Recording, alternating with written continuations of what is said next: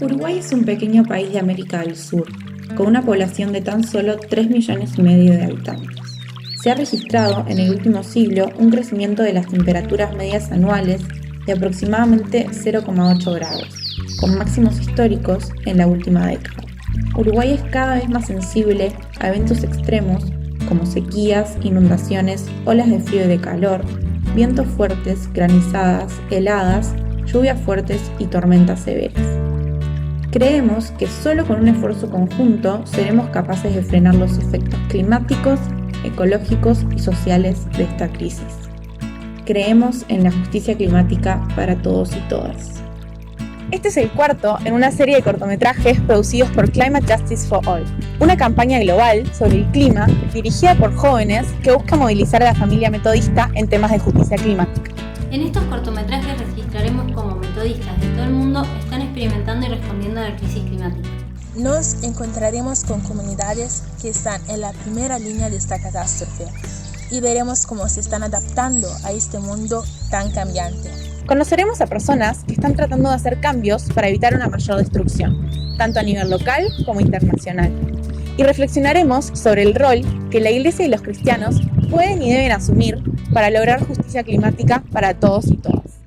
Durante muchos años, el promedio de lluvias de Uruguay era en el sur de unos 1.000 milímetros y en el norte de unos 1.300.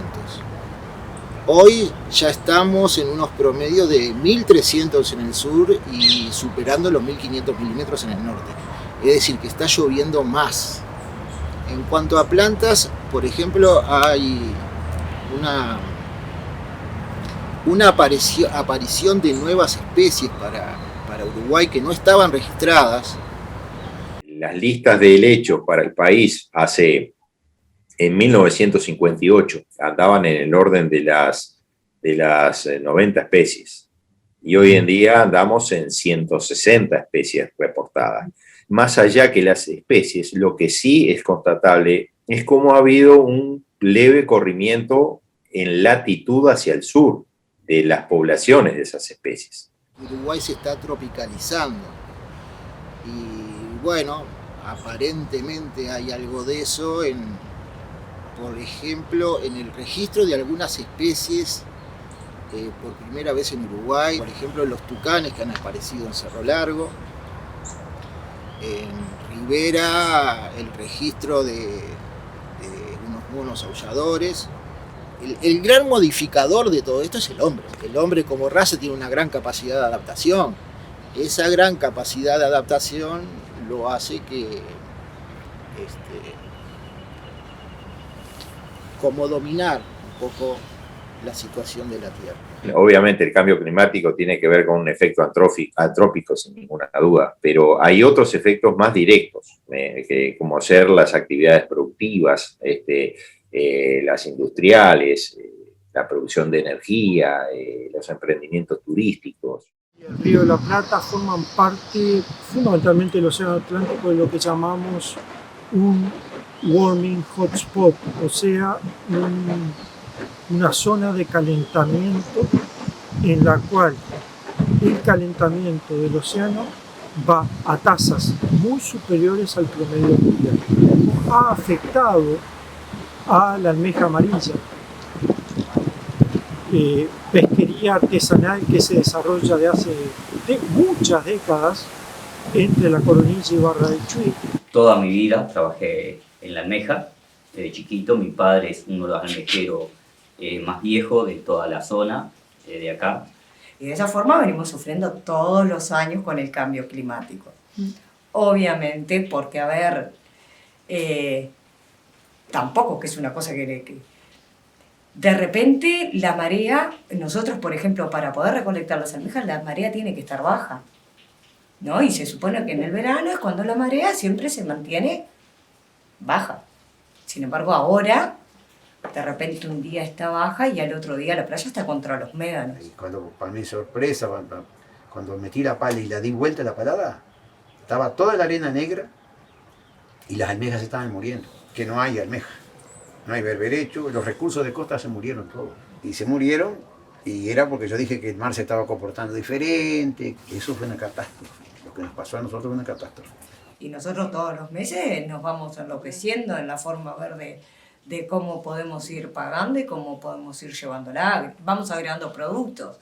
En el 2020 agregué el berberecho a la planta. No trabajás, no entra plata y ya está, y el problema está ahí.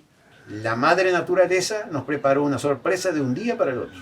Cuando yo nos tocó con esa sorpresa brutal, a mí se me cayó el alma a los pies porque yo vivía de eso. Esto es una realidad, un efecto de corto plazo, un efecto innegable que no debe ser pateado para adelante, sino que debe ser abordado ya. El tema del cambio climático y lo que podemos ver acá a nivel de, digamos, de esta zona o de este predio, excesos de agua que afectan el suelo y afectan los cultivos, sequías más prolongadas, el impacto del sol serían como las tres cosas que más se han visto. El manejo agroecológico de los sistemas pretende mitigar un poco esos cambios climáticos que no podemos controlar en dos sentidos.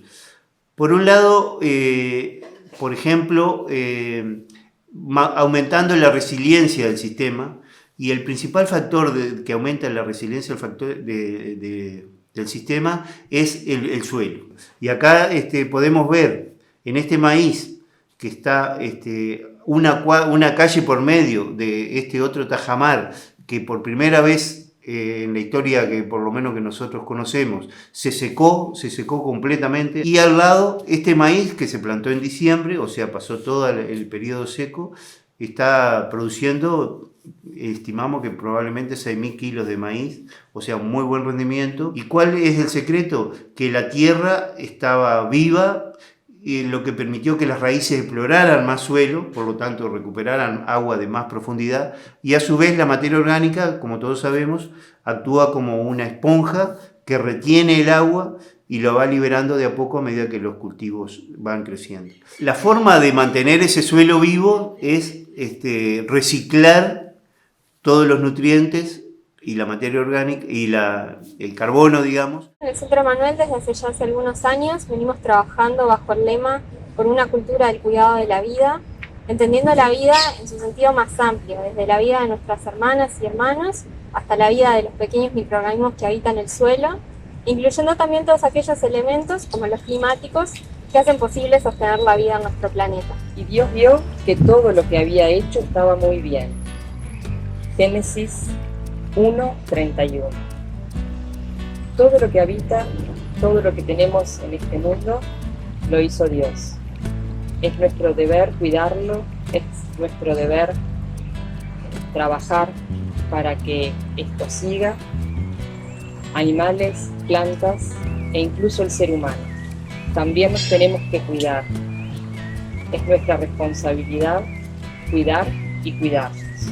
Y tengo el gusto de presentarles nuestra huerta orgánica, huerta que nació en el marco de un grupo de integración de personas con discapacidad y de toda clase que tenemos aquí. Por mi parte, mi interés es preservar las semillas naturales, ¿no? O sea, es el motivo por el que me interesa la huerta orgánica, ante el avance de transgénicos, híbridos, las enfermedades por agrotóxicos, o sea, producir natural y orgánico no era algo importante, y creo que todo eso es importante, ¿no? Creo que en defensa de la vida, diría yo, de la soberanía. Si pensamos en toda esa complejidad de relaciones que tienen que darse armoniosamente para sostener la vida en cualquier ecosistema, creo que por un lado no nos queda otra que reconocer nuestra propia fragilidad como especie humana y a la vez también darnos cuenta que la gracia de Dios se revela en esa maravilla.